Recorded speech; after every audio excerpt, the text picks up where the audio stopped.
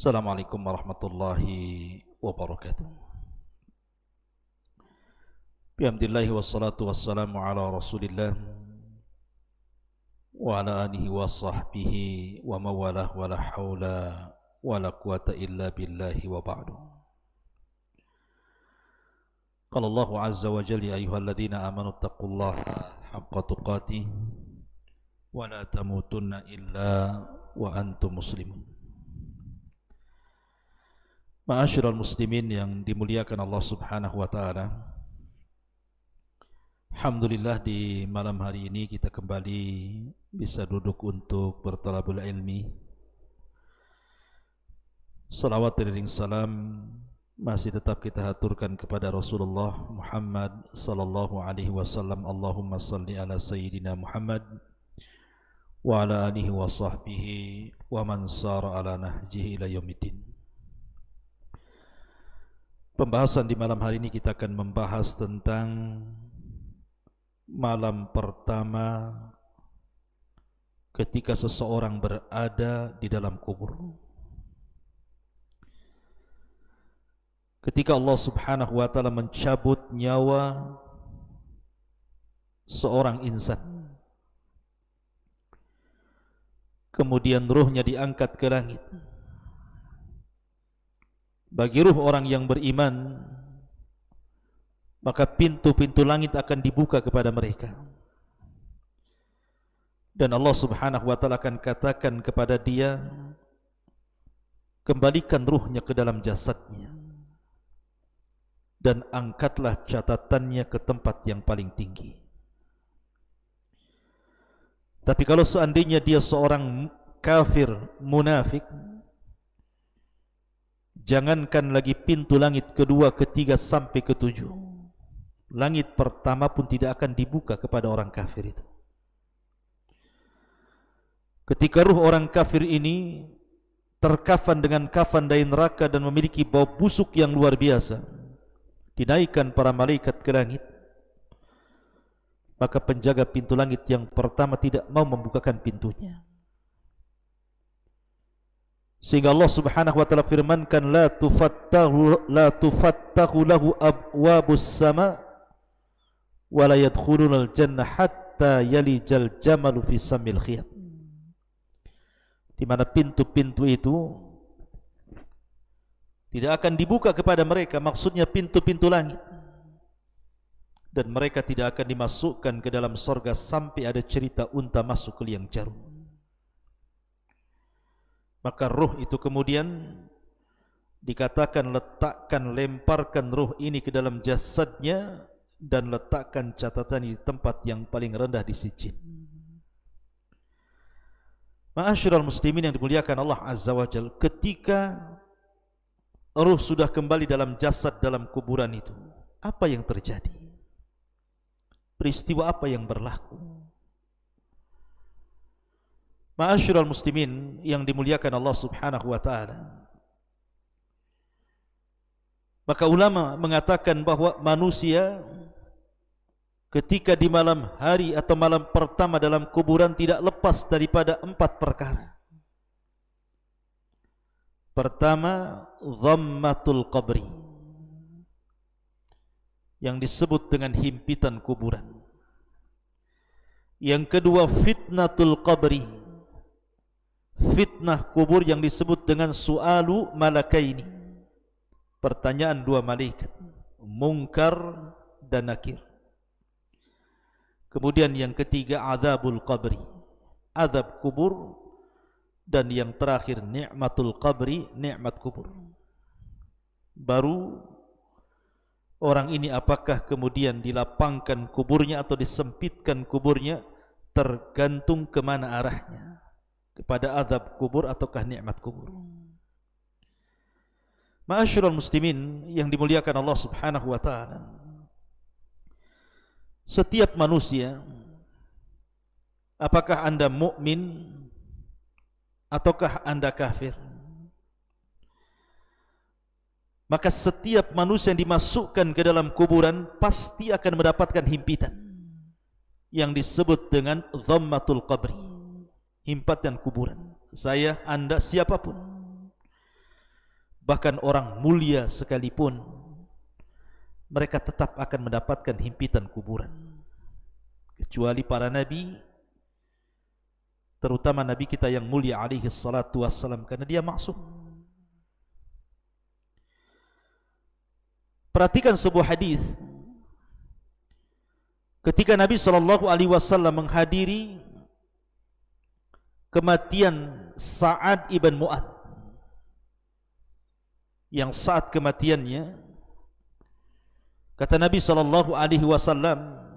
turun para malaikat sebanyak 70.000 malaikat yang tidak pernah turun sebelumnya untuk menyaksikan kematian Sa'ad ibn Mu'adz ini. Bahkan arsy Allah Subhanahu wa taala tergoncang karena kematiannya.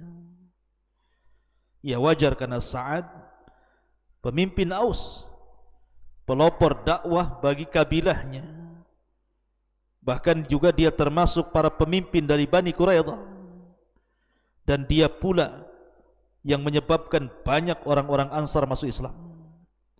Makanya wajar kematiannya menggetarkan arsy Allah Subhanahu wa taala. Akan tapi apa yang terjadi? Nabi SAW ketika melihat Sa'ad ibn Mu'adz ini, dia mengatakan ketika saat jenazahnya dimasukkan ke liang lahat, dan mengatakan, "Lau aflata ahadun min dhammatil qabri la aflata hadha Sa'ad." Kalau seandainya ada orang yang terbebas dari himpitan kuburan, tentu yang akan selamat adalah orang ini, Sa'ad ibn Mu'adz. Ma'asyiral muslimin yang dimuliakan Allah Azza wa Jalla, dalam riwayat, "Inna lil qabri dhaghtatan law kana ahadun najian minha la najas Sa'd ibn Mu'adz." Sesungguhnya kuburan itu ada himpitan. Kalaulah seseorang kemudian selamat dari himpitan itu, tentulah Sa'ad ibn Mu'adz lebih berhak untuk selamat dari himpitan, karena dia orang yang mulia, memiliki kedudukan yang luar biasa di dalam Islam. Bahkan bayi yang belum berdosa sekalipun, kata Nabi SAW, kalau seandainya ada orang selamat dari himpitan kubur, tentu bayi inilah yang harusnya diselamatkan karena belum melakukan dosa apapun. Ma'asyiral muslimin yang dimuliakan Allah Subhanahu wa taala, tentu Anda harus bedakan antara himpitan kuburan bagi orang-orang yang beriman dengan himpitan kuburan bagi orang-orang kafir. Sebab himpitan kuburan bagi orang-orang yang beriman adalah himpitan rahmah, kasih sayang.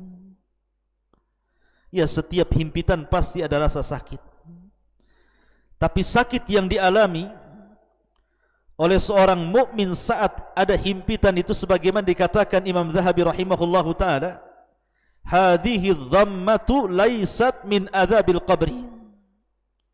Himpitan itu bukan bagian daripada azab kubur, bal huwa amrun yajiduhul mu'min kama yajidu alamun faqada walada. Bahkan kata Imam Zahabi, adalah perkara yang biasa didapati seorang mukmin, seperti seorang mukmin merasa sakit hatinya, merasa sedih karena ditinggal meninggal oleh anaknya, atau karena sakit, dan begitu seterusnya. Jadi tanah kuburan yang menghimpit dia itu tidak memadaratkan seorang mukmin. Bahkan dikatakan oleh Imam As-Sa'di rahimahullahu taala, la yanju min dhammatil qabri salihun wala talihun ghaira anna al-farqa bainal muslimi wal kafiri fiha dawamu dhaghti lil kafir wa husul hadhihi al-halati lil mu'min fi awwali nuzulihi ila al-qabri thumma yafsahu lahu.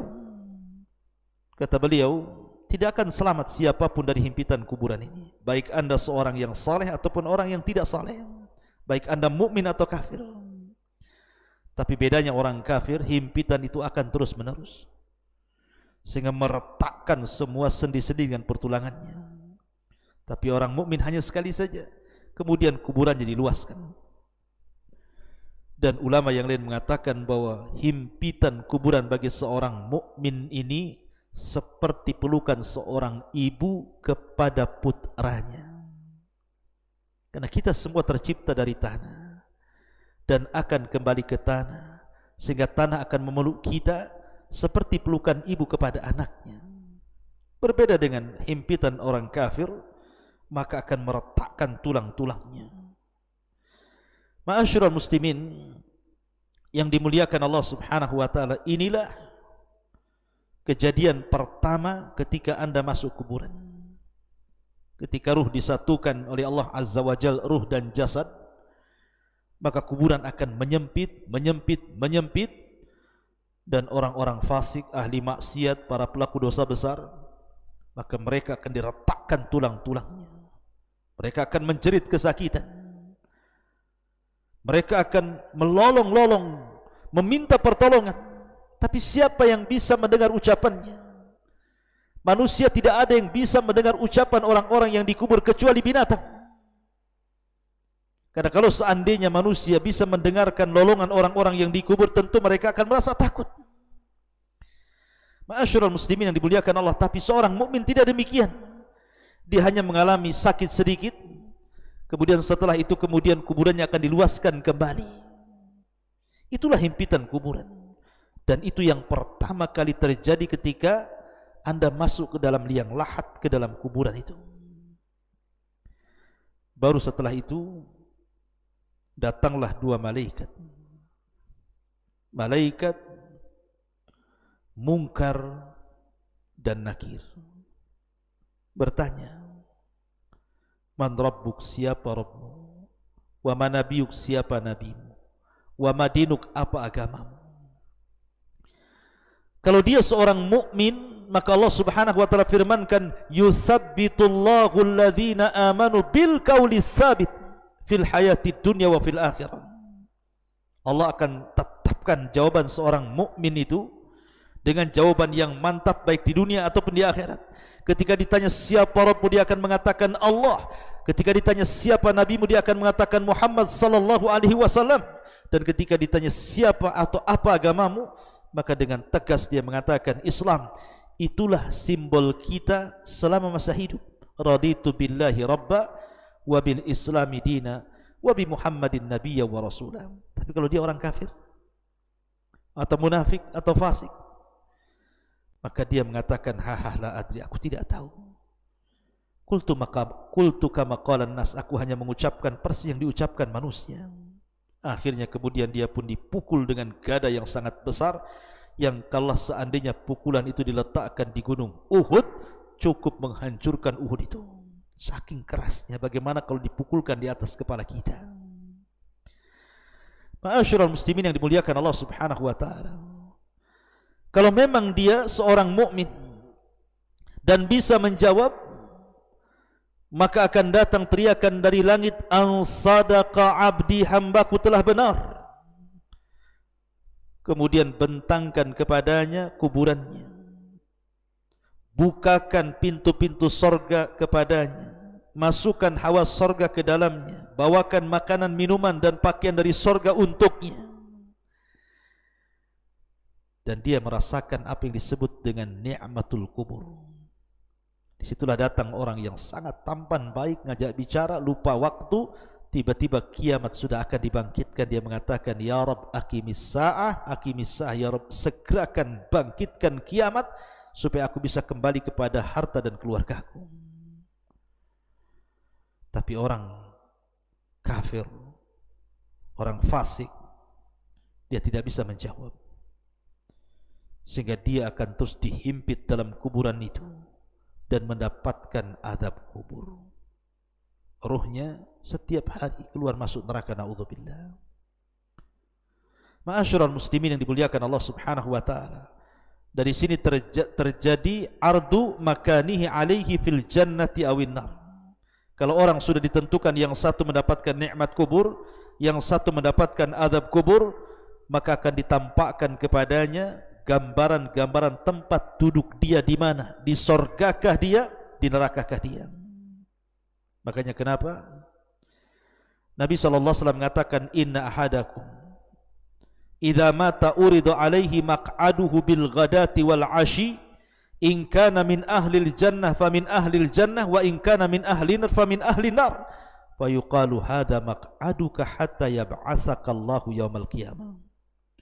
Apabila salah seorang di antara kalian meninggal, ditampakkan tempat duduknya setiap pagi dan petang. Kalau dia termasuk penduduk sorga, ditampakkan sorga padanya. Kalau dia termasuk penduduk neraka, ditampakkan neraka padanya.